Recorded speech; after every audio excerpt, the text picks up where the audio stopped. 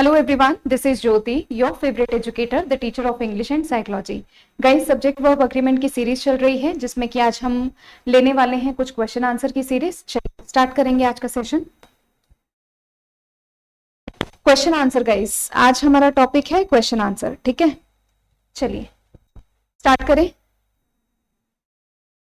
All okay, audio video सब clear, ठीक है जी। देखेंगे question number 1, subject verb agreement, और हमारे पास आज है question answer. Let me change the markers colour, मेरे ख्याल से ये कर लेना चाहिए, ठीक है। सब्जेक्ट वर्ब अग्रीमेंट पार्ट 7 और हम पढ़ेंगे आज क्वेश्चन आंसर, ठीक है। आज हम लोगों को क्वेश्चन आंसर सॉल्व करने हैं। आज उतने आसान क्वेश्चन नहीं है, इससे पहले वाले 2 सीरीज में छोटे छोटे क्वेश्चंस थे। आज ये हमारे प्रीवियस ईयर क्वेश्चंस हम ले रहे हैं, तो आज हम डिस्कस करेंगे प्रीवियस ईयर कुछ questions. Question number 1, knowledge of at least 2 languages are required to pass the examination. Knowledge of at least 2 languages are required to pass the examination. आपको क्या ढूंढना है बच्चों? आपको ढूंढना है कि सेंटेंस का सब्जेक्ट कौन है, यही बात हो गई ना। अब पूरे सेंटेंस में जब मैंने देखा knowledge of at least 2 languages are required to pass examination, तो यहां पर सेंटेंस का सब्जेक्ट क्या बन गया? नॉलेज। अब आप सबको पता होना चाहिए कि नॉलेज एक सिंगुलर टर्म है। अगर सिंगुलर है तो knowledge of at least 2 languages are नहीं होगा, आंसर बनेगा इस, क्योंकि जैसा हमारा सब्जेक्ट होगा वैसे ही हम वर्ब को अग्री करते हैं। हमारा जैसा सब्जेक्ट होगा वैसे ही हम वर्ब को अग्री करते हैं। तो नॉलेज यहाँ पर क्या है? सिंगुलर है, इस नाते हमारे पास जो वर्ब की फॉर्म है वो भी क्या आनी चाहिए? सिंगुलर आनी चाहिए। क्वेश्चन नंबर 2, मैं थोड़ा सा आपको टाइम दूंगी ताकि आप प्रॉपरली क्वेश्चंस को पढ़ पाएं। Question number 2, the ways of communication has changed dramatically since the last century. Question देखिएगा students, the ways of communication. अगर मैं आपसे पूछूं कि सेंटेंस का सब्जेक्ट कौन सा है, तो आप कम्युनिकेशन नहीं बोलेंगे, द वेज ऑफ कम्युनिकेशन, यानी कि एक से ज्यादा। तो the ways of communication is a plural term. अगर प्लूरल है तो the ways of communication has का यूज नहीं करेंगे, हम किसका यूज करने वाले हैं? हैव का यूज करेंगे। लीजिएगा, हम यूज करेंगे हैव को, क्योंकि हमारे सेंटेंस का सब्जेक्ट है the ways of communication which is a plural term. Ways मतलब तरीके। क्वेश्चन नंबर 3, पढ़ लीजिए बच्चों। A ray of light passing through the centre of a thin lens keep its original direction. Sentence का subject कौन बना? A ray of light passing through the centre of a thin lens keep its original direction. A ray of light is the subject of a sentence which is a singular term. A ray of light singular है। अब अ ray of light के लिए students check करिएगा, कहीं helping verb तो नहीं दे रखा है, बट मेन वर्ब जरूर दे रखा है, चेक करिएगा। अ रे ऑफ लाइट सेंटेंस का सब्जेक्ट है जिसके लिए मेन वर्ब कीप का यूज किया गया है, और अगर यहां पर ये सिंगुलर है तो मेन वर्ब को सिंगुलर बनाने के लिए यहां पर आप एस और ईएस का यूज करेंगे। तो यहां पर कीप नहीं आएगा, आंसर की बन जाएगी आपकी कीप्स। क्वेश्चन नंबर 4, बहुत ही इजी क्वेश्चन है। अल्टीमेटली सब्जेक्ट वर्ब अग्रीमेंट में आप ये देखिए कि सेंटेंस का सब्जेक्ट कौन सा होगा, ठीक है। एक मेरे को वहां ध्यान देना पड़ता है, एक मुझे कैमरा की तरफ ध्यान देना पड़ता है ना। So don't take it otherwise कि मैडम बार बार इधर क्यों देखती हैं, कमेंट्स आते हैं, ठीक है। चलिए, इन most of the states 40% of people below 30 years is under nourished.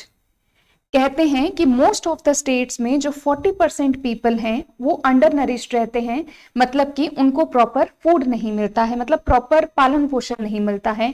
Under nourished से यहाँ पर मतलब हो गया प्रॉपर पालन पोषण नहीं मिलना, ठीक है। तो in most of the states 40% of people below 30 years is या फिर आर, क्योंकि सेंटेंस का सब्जेक्ट है हमारे पास the most of the states. Question number 4, sentence का सब्जेक्ट है the most of, in most of the states, plural term, तो यहां पर इज नहीं आएगा, यहां पर आप आंसर की बनाएंगे are. Next question of the day, question number 5, a music and dance show have been, sentence का सब्जेक्ट कौन है? सिर्फ आप ये फाइंड आउट करिए, डरिए मत कि बड़े क्वेश्चंस हैं। A music and dance show have been organised to raise funds for the orphanage on the first Saturday of next month. तो a music and dance show, this is the subject of a sentence. इस नाते यहां पर आप have been का use ना करिए, आप यूज करेंगे has been. Next question of the day, mister Malhotra along with, जब भी कोई दो नाउन किससे जुड़ जाए, अलोंग विथ से जुड़ जाए या फिर किससे जुड़ जाए, बिसाइड से जुड़ जाए, बता रखा है स्टूडेंट्स आपको, अलोंग विथ से, together with, along with, besides, है ना, एज वेल एज, तो फर्स्ट सब्जेक्ट को अग्री करता है। जब भी हमारे पास दो noun as well as, along with, besides, all together, together with से जुड़ जाए तो फर्स्ट सब्जेक्ट को अग्री करेगा।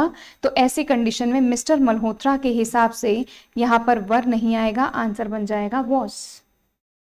ठीक, next question, the brilliant success in the examination as well as, अभी अभी मैंने बताया कोई भी दो नाउन किससे जुड़ जाए, एज वेल एज से, किससे जुड़ जाए, अलोंग विथ से, किससे जुड़ जाए, बिसाइड से, ठीक है, बिसाइड से जुड़ जाए, सिर्फ किससे जुड़ जाए, सिर्फ जुड़ जाए विद से, ठीक है, या फिर किससे जुड़ जाए, टुगेदर विद से। ऐसे कंडीशन में जो पहले वाला नाउन होता है उसके अकॉर्डिंग हम वर्ब का यूज करते हैं। तो the brilliant success in the examination as well as his record in sports deserves praise. तो आंसर क्या बनना चाहिए? क्वेश्चन नंबर 7, कोई एरर है ही नहीं, डिजर्व्स आ गया ना, मेन वर्ब में एस और ईएस, क्योंकि द ब्रिलियंट सक्सेस यहां पर सिंगुलर हो गया, द ब्रिलियंट सक्सेस सिंगुलर हो गया, डिजर्व्स मेन वर्ब है जिसमें कि हमने एस और ईएस को यूज कर दिया है। ठीक, ठीक है, सेंटेंस नो एरर। अगर यहां डिजर्व होता तो आप उसको करेक्ट करते हैं। Question number 8, there have been a little change in the patient's condition, there have been a little change, sentence का सब्जेक्ट कौन है, there, there have been a little change, a little change के according आपके पास verb की form आएगी, there have been a little change in the patient's condition was moved to the intensive care unit. यहां पर आप पब्लिक करके no error करिएगा, यहां आप पब्लिक कर दीजिए, नो एरर कर दीजिए। क्वेश्चन नंबर 8 में हैव बीन नहीं आएगा, यहां पर हैज बीन आएगा। अ little change in the patient's condition, ये इसके लिए आप लगा रहे हो, अ little change in the patient's condition which is a singular term. Question number 9, neither of the two candidates who had applied for admission to chemical engineering department were eligible for a scholarship. तो neither of the two candidates, neither बोल लो neither बोल लो, कोई खास फर्क नहीं है, ठीक है, एक अमेरिकन इंग्लिश एक ब्रिटिश इंग्लिश, नीदर नीदर बोलते हैं ज्यादातर। तो नीदर ऑफ, आपके पास एक रूल बताया हुआ है मैंने, देखिएगा कौन सा rule, neither of, either of, each of के बाद हमेशा नाउन आती है प्लूरल और वर्ब की फॉर्म आती है सिंगुलर। अब चेक करिएगा, ये रहा neither of, the two candidates who had applied for admission to chemical engineering department, were नहीं आएगा, आंसर बन जाएगा was eligible for a scholarship, ये यहां ऑब्लिक कर दीजिए। Next question of the day, just laws are not restrained with the freedom of good, for the good man desires nothing that a just law interfere with, that a just law के लिए आप interfere नहीं लगाएंगे, interferes लगाएंगे। Question number, क्योंकि इसके लिए तो लगा हुआ है ना, लॉज के लिए, तो यहां लॉज के लिए लगा हुआ है, ये वाले लॉ के लिए आपको इंटरफेयर, मेन वर्ब को जब भी आपको सिंगुलर बनाना हो मेन वर्ब को, तो आप हमेशा एस और ई एस लिखते हैं। जैसे कि स्टूडेंट्स मैंने लिख दिया ही, तो आप ही गो नहीं लिखते हो स्टूडेंट्स, आप ही गोज लिखते हो, है ना, सिंगुलर बनाने के लिए ही गो नहीं लिखते हो, ही गोज लिखते हो, इतना ही सिंपल है ये। यहाँ पर लॉ है तो इंटरफेयर्स आएगा, यहाँ जस्ट लॉज था तो यहाँ पर आर आ गया, है ना, जैसा सब्जेक्ट होगा वैसे वर्ब को यूज करोगे आप बड़े क्वेश्चन देखकर डरिए नहीं, ठीक है। Dead man tells no tales, है ना, डेड मैन। अब यहाँ पर सेंटेंस का सब्जेक्ट मैन है, तो मेन वर्ब को सिंगुलर बनाने के लिए टेल्स लगाओगे क्या? नहीं, man is a plural term, अगर ये प्लूरल है तो यहाँ पर टेल का यूज करो, सिंपल। सेंटेंस का सब्जेक्ट ढूंढो, बाकी सब ठीक है। बढ़ते हैं आगे नेक्स्ट क्वेश्चन की तरफ। ठीक है, सब ठीक चल रहा है। Question number 12. This building was to have been finished by the end of the last year, but there has been so many strikes that it is not finished yet. ये बिल्डिंग इस साल के अंत में खत्म हो जानी चाहिए थी, बट इतनी ज्यादा स्ट्राइक्स रही कि अभी तक ये खत्म नहीं हो पाया इसका काम। तो यहाँ देखिएगा, this building was to have been finished by the end of the last year. Last year आने की वजह से पास्ट फॉर्म में गया, but there has been so many strikes. So many strikes, यहाँ पर जो हैज बीन है वो किसके लिए आया है? सो मैनी स्ट्राइक्स के लिए, जो कि एक प्लूरल टर्म है। तो यहाँ पर आप हैज बीन मत लगाइए, यहाँ लगाइए हैव बीन। जितने भी बैंक के स्टूडेंट्स हैं, यहाँ पर मैं नीचे लिख दे रही हूँ बच्चों, सी में एरर है, आपने लगाना है हैव बीन। रीजन मैंने आपको बता दिया, सो मैनी स्ट्राइक्स। जितने भी बैंक एस्पिरेंट्स हैं, जितने भी एसएससी एस्पिरेंट्स हैं, सैट एग्जाम जिनको भी देना है, उनके लिए क्वेश्चंस बहुत यूजफुल हैं। जल्दी से आपको हर कहीं पर ये नहीं मिलेंगे, तो आप ज़्यादा से ज़्यादा इनको देखिए, पढ़िए और अपने दिमाग में समझाइए अपने आप को कि किस तरीके से आपको क्वेश्चन सॉल्व करना है। ये मत समझिए बड़े बड़े क्वेश्चन है कैसे सॉल्व होते हैं, बहुत ईजी क्वेश्चन है। अगर आपको एक लॉजिक, एक ट्रिक, एक आपको फंडामेंटल इसका फैक्ट पता है तो क्वेश्चंस मुश्किल नहीं है। देखो कितना इजी था, बाय द लास्ट ईयर तक का सेंटेंस तो वहीं पर खत्म हो गया, but there has been so many strikes. अब सो मेनी स्ट्राइक्स के लिए हैज बीन क्यों लगाओगे? हैव बीन का यूज करो। तो एक एक शब्द को पढ़ो, देखो कौन सा वर्ब किसके लिए यूज हो रखी है, उसके अकॉर्डिंग आपको आंसर डेफिनेटली मिल जाएगा। और देखो वहीं पर अपन ने एक सीरीज पढ़ा था येट का, आपको पता होना चाहिए कि येट का यूज नेगेटिव सेंटेंसेस में होता है। देखो लिखा हुआ it is not finished yet, यानी कि जितने भी आप रूल्स पढ़ रहे हैं वो 100% एप्लीकेबल होते हैं हर जगह पर। ठीक है, तो ये क्वेश्चन भी सॉल्व हो गया। बढ़ते हैं नेक्स्ट क्वेश्चन की तरफ। Question number 13, neither food nor. हमें पता है जब भी कोई दो नाउन किससे जुड़ जाए, नाइदर नॉर से जुड़ जाए। कभी भी कोई दो नाउन किससे जुड़ जाए, आइदर और से जुड़ जाए।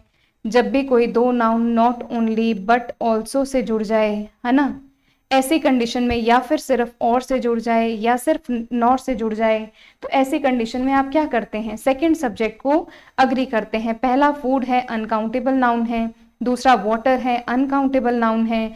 दोनों ही अनकाउंटेबल नाउन है, फूड और वाटर अनकाउंटेबल नाउन है, और जितनी भी अनकाउंटेबल नाउन होती हैं वो हमेशा सिंगुलर होती हैं। तो फूड नॉर वाटर, यहाँ पर क्या आंसर बन जाएगा? Was is the right answer. Next question, The discreet inquiry revealed that his involvement in the fraud cases have been, उसका involvement, the discreet inquiry revealed that, discreet inquiry ने revealed यहाँ के लिए तो यूज हो गया his involvement in the fraud cases। यहाँ पर सब्जेक्ट किसको मानोगे बच्चों?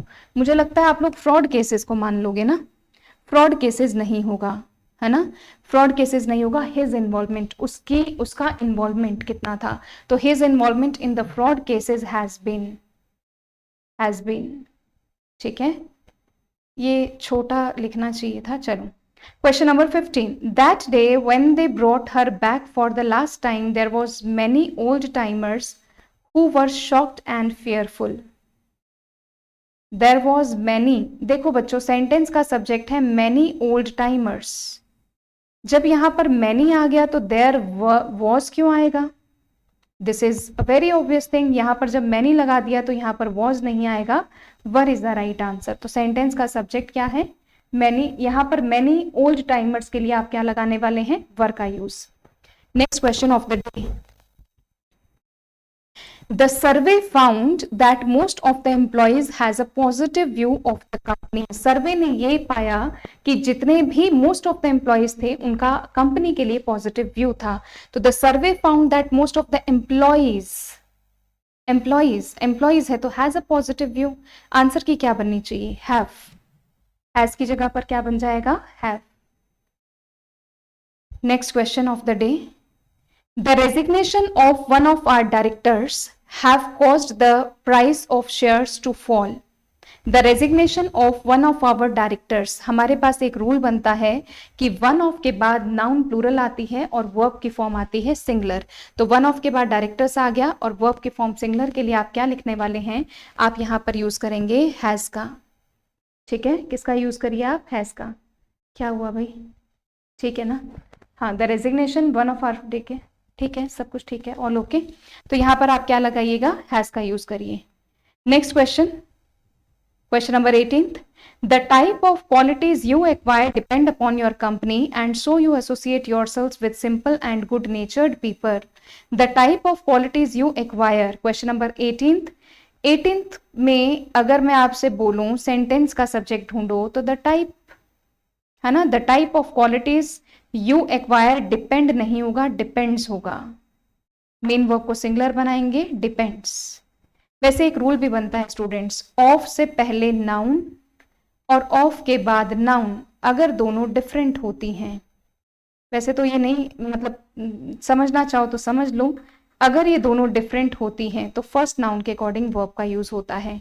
अब आप कहेंगे मैडम दोनों एक जैसे कैसे होती हैं? आपने एसएससी में कई क्वेश्चंस देखे होंगे, ship after ship, rho upon rho, देखे है ना, दोनों नाउन एक जैसी है। Ship after ship, after preposition हो गया, शिप एक नाउन हो गई, फिर से शिप नाउन हो गई, दोनों एक जैसी नाउन हो गई, है ना। अब यहाँ पर देखो प्रीपोजिशन ऑफ आया, द टाइप ऑफ क्वालिटीज आ गया, तो टाइप और क्वालिटीज, तो आपने क्या किया, ऑफ से पहले वाली नाउन टाइप के अकॉर्डिंग वर्ब लगाई। लेकिन जब दोनों नाउन सेम होती है, जैसे शिप आफ्टर शिप हुआ, रो अपॉन रो हुआ, तो ऐसी कंडीशन में नाउन और वर्ब दोनों जाती हैं सिंगुलर। तो यहाँ पर देखो द टाइप ऑफ क्वालिटीज है, तो यहाँ पर यू एक्वायर डिपेंड नहीं होगा, आंसर की क्या बना दोगे, डिपेंड्स। यहां लिख देती हूँ बच्चों मैं नीचे, depends is the right answer. Next question, a pair of trousers, a pair of trousers एक यूनिट हो गई, एक जोड़ा, तो उसके लिए हैव बीन नहीं आएगा, उसके लिए आप यूज करिए has been. Fungus change, fungus is a singular term, तो फंगस चेंज नहीं होगा, फंगस चेंजेस होगा, सिंपल। ठीक है, तो ये थे आज के आपके 20 क्वेश्चन। अगर आपको वीडियो अच्छा लगे तो ज्यादा से ज्यादा लाइक करिए, शेयर करिए और सब्सक्राइब करिए। टिल देन मुस्कुराते रहिए, खुश रहिए, keep watching, happy learning, God bless you all.